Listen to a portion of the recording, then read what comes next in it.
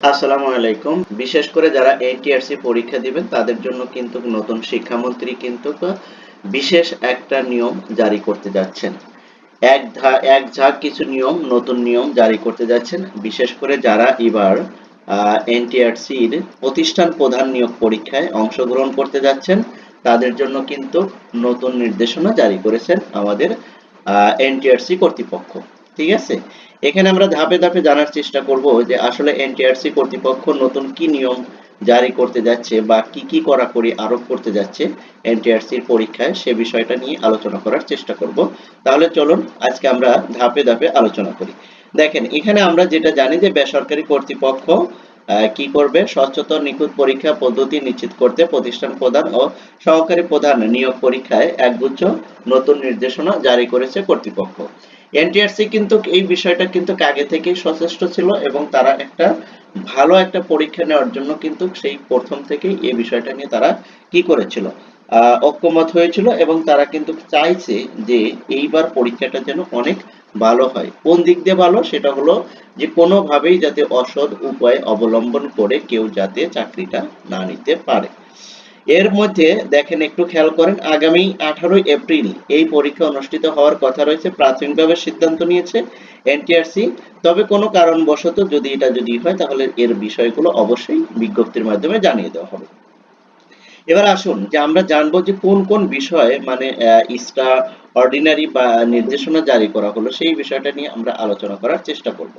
এখানে বলা হয়েছে যারা যারা পরীক্ষার্থী থাকবে, অর্থাৎ এনটিআরসি প্রধান শিক্ষক এবং সহকারী প্রধান শিক্ষকের যারা পরীক্ষার্থী থাকবে তাদের কিন্তু অবশ্যই কি করতে হবে, ইলেকট্রনিক কোনো সামগ্রী কিন্তু বহন করা যাবে না, তারা কিন্তু বহন করতে পারবে না। সেই সাথে সাথে মহিলা যারা রয়েছে তারা কিন্তু কি করতে পারবে না, কান ঢেকে আসতে পারবে না। ঠিক আছে?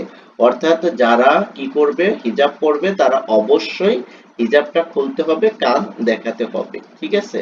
এবং কেন্দ্রে ঢোকার আগে মহিলা শিক্ষক বা মহিলা গার্ড দ্বারা তাদেরকে সার্চ করা হবে এবং দেখা হবে, চেক করা হবে। ওকে, এই একটা ছিল।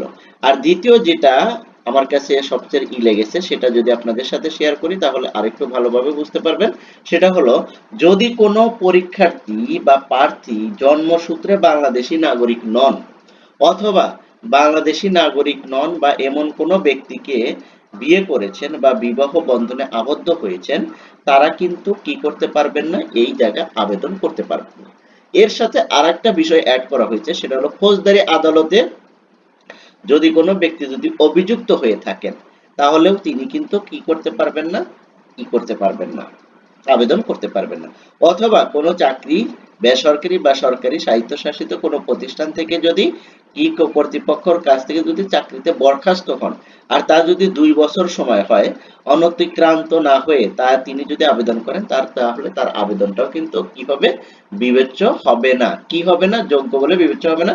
এই বিষয়টা আরেকটু ক্লিয়ার করি, সেটা হলো যে আপনি কোনো সাহিত্য প্রতিষ্ঠান বা সরকারি বেসরকারি প্রতিষ্ঠানে কর্মরত আছেন, সেখানে যদি আপনি বরখাস্ত হন, সেটা যদি আপনার 2 বছরের কম হয় তাহলে কিন্তু আপনি আবেদন করতে পারবেন না। 2 বছরের যদি বেশি হয় তবে আপনি আবেদন করতে পারবেন। বিষয়টা আশা করি ক্লিয়ার করতে পেরেছি।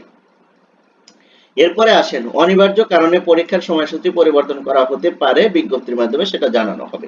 তবে মেধা তালিকা এবং নিবন্ধন সংক্রান্ত যে কোনো জটিলতা এনটিআরসির সিদ্ধান্তই চূড়ান্ত বলে বিবেচিত হবে। এটা আমরা আগেই জানি। Thank you so much. আল্লাহ হাফেজ।